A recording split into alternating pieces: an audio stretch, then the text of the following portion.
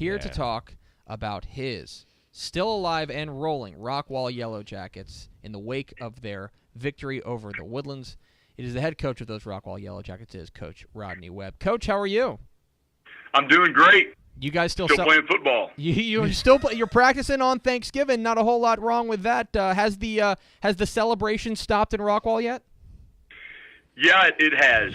We learned a lesson early in the year. We got a big win over Highland Park to start the season, and I think our celebration lasted a little bit too long, and we had a little bit of a hangover and didn't play very well the next week. So I think we've learned our lesson from that, and we enjoyed it for sure. You don't beat people like that all that often, and the Woodlands is such a good team, and we did enjoy the moment, but we turned the page pretty quickly. So you guys, and normally when you talk about long bus rides, because you guys, people who don't know, that game was played in Conroe in Shenandoah at the Woodlands at the Highlanders Stadium. Normally when you talk about long bus rides, you talk about how grueling it is. How was the bus ride home after this one? Well, it seemed a lot shorter, after winning. I'll tell you something interesting. I feel about the what we're doing now with this home field for the first round of the playoffs. I really think it's somewhat of a disadvantage for the home team because it just in the previous 2 years we've been the home team in the first round, and it doesn't seem like a playoff game when you're playing at home. And we played on Saturday afternoon, and I think for the people at the Woodlands, and I don't want to speak for them, but I feel like they may have been a little bit flat because it just didn't have that real playoff atmosphere for them. But for us, it feels like a playoff game because we're getting on charter buses. Our fans are decorating their cars and all that stuff, and it felt like a playoff game for us. That's interesting. Really interesting. That's not something I had necessarily thought of, but it does make a lot of sense. One of the things that you guys did particularly well in your 23-7 win over the 6A Division I runners-up is, boy, your defense sure seems like it stood on its head. This defense played maybe the game of the season. What was it about the defense that worked against this Highlander squad? Well, the whole season, we played well on defense when we've been able to get lined up right and execute the plan. We haven't done that as well as we would have liked to all season, and it was just one of those days where our kids were really locked in and focused, and we executed the plan. And probably the biggest thing is we did a great job of tackling on Saturday. Anytime they got some of those really good skilled kids in space, we were able to get them on the ground. We're talking with Rodney Webb, the head coach of the Rockwall Yellowjackets here on Texas Football Today. Get involved in the conversation at #TF Today.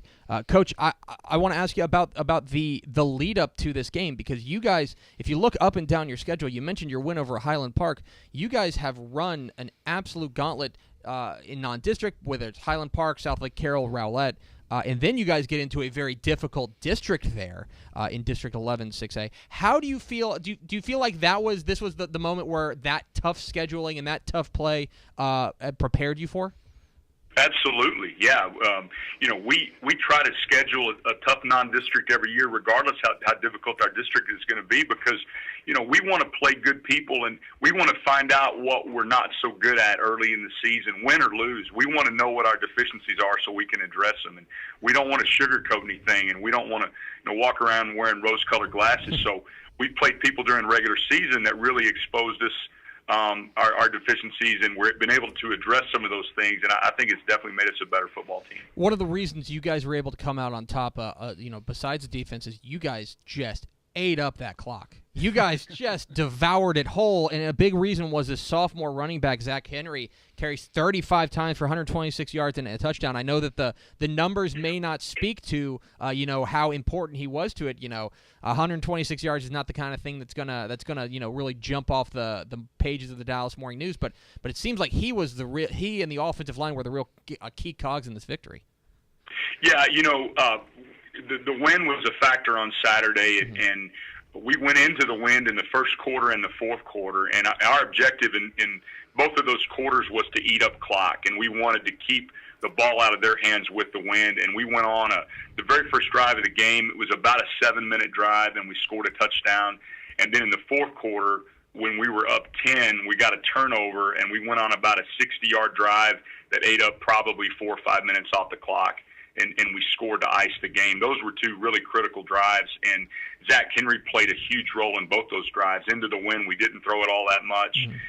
Against the Woodlands, a 4-yard gain is a win. You're not gonna reel off a bunch of 20 and 30-yard runs against the Woodlands. So what we preached to our O-line and to our tailback all week was a 4-yard gain is a win, and it was amazing how many times, especially on those two drives, that Zach was able to churn out 4 or 5 yards of carry. You know, you look up and down your roster, Coach, and a lot of these guys that you're leaning on both sides of the ball are underclassmen. You know, when you talk about your junior quarterback, we talked about your sophomore running back. You got another,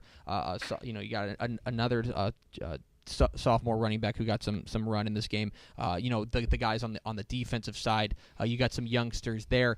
Do you feel like they are now? We talk about so much about like the transition from junior to senior. Do you feel like now these kind of underclassmen guys, because they do have a season under their belt, that they've grown and they're ready for prime time, so to speak? Yes, we do. In fact, when Zach came off the field after the game clinching touchdown and late in the fourth quarter, I gave him a hug and I told him then, I said, "Hey, you're not a sophomore anymore." Because that's how I sort of feel about it. As you said, when you have a season under your belt, these kids they've been through the trial by fire at this point, and they're all fairly seasoned. And yeah, we're playing. We start 4 sophomores on offense, and a 5th sophomore will play significantly. And so it's not very often you have a team go down and knock a big dog off like we did playing that many young kids. So it excites us for the future. Well, it's no rest for the weary for you guys. You guys get a huge win on Saturday, and it's right back at it. 1:00 Saturday at Allen's Eagle Stadium. You guys will take on unbeaten Saxe. I don't want to ask you to give away your game plan or anything, but in the early going, in the preparation for the Mustangs, what are you seeing from this squad? Well, they are ultra talented. It's really it's kind of shocking to watch them on film and see the combination of size and athleticism that they bring. They're not a real complicated team. To their coach's credit, they've got good players and they keep it pretty simple.